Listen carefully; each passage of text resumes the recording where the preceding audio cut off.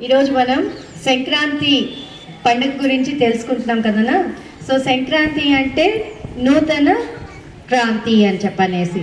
So సూర్యుడు ప్రతి నెల ఒక్కొక్క రాశిలోకి ప్రవేశిస్తాడు. ఆ ప్రవేశించిన దాన్ని సంక్రమణం అని చెప్పేసి అంటాం. సో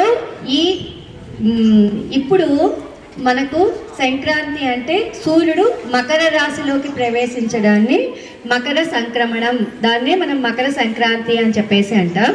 సో దీన్ని వచ్చేసి మనం 3 రోజుల పాటు జరుపుకుంటాం. సో మొదటి రోజు భోగి, రెండో రోజు సంక్రాంతి అండ్ మూడో రోజు వచ్చేసి కనుమ పండుగ అని చెప్పుకుంటాం. సో భోగి రోజు వచ్చేసి భోగి పళ్ళు పోస్తారు, భోగి మంటలు వేస్తారు. అండ్ రెండవ రోజు సంక్రాంతి. సో ఈరోజు దేవుళ్లకు పొంగలి అవన్నీ చేసి నైవేద్యాలు పెట్టుకుంటారు. కొత్త పంట ఇంటికి వచ్చి ఉంటుంది, నైవేద్యం పెట్టుకుంటారు పొంగల్ చేసి. అండ్ పిండి వంటలన్నీ చేసుకొని మనం దేవుళ్ళకి నైవేద్యం పెట్టుకుంటాం. అండ్ మన బంధువులు అందరినీ పిలుచుకొని పెట్టుకుంటాం.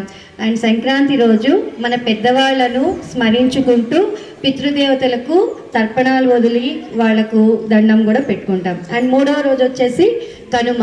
ఇది ముఖ్యంగా పశువుల గురించి జరుపుకునేటువంటి పండుగ. మనకు మన దైనందిన జీవితంలో ఎంతో ఉపయోగపడుతున్నటువంటి పశువులకు మనకు ఆ రోజు మనం వాటిని నీట్గా అందంగా రెడీ చేసి సో వాటిని పూజ చేసి చేసుకుంటామన్నమాట. సో ఈ సంక్రాంతిలో ముఖ్యంగా కొత్త అల్లుళ్ళు ఇంటికి వస్తూ ఉంటారు.